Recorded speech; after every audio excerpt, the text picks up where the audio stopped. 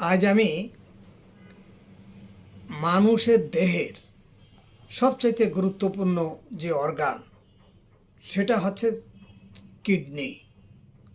Kidney মানুষের জীবনের মানুষের দেহের খাদ্যখানার সকল বর্জ্য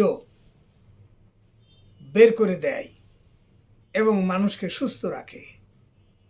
এই কিডনি যদি নষ্ট হয় তাহলে মানুষ দিশেহারা হয়ে যায়। কেন নষ্ট হয় কিডনি? কিডনি নষ্ট হয় যদি অনিয়ন্ত্রিত ডায়াবেটিস থাকে, উচ্চ রক্তচাপ থাকে, ইউরিক অ্যাসিড বা গাউট থাকে, মানুষ যদি হরহামেশা পেনকিলিয়ার ওষুধ ব্যবহার করে, অতিরিক্ত ওজন, ধূমপান, মদ পান, এগুলি কিডনির সবচাইতে বড় শত্রু। সুতরাং আমাদেরকে HbA1c যদি 6.5-এর বেশি থাকে তাহলে কিডনি ঝুঁকিতে থাকে।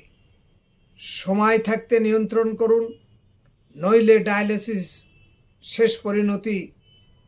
ভিডিওটি শেয়ার করে অন্যকে সহায়তা করুন। সকলকে ধন্যবাদ।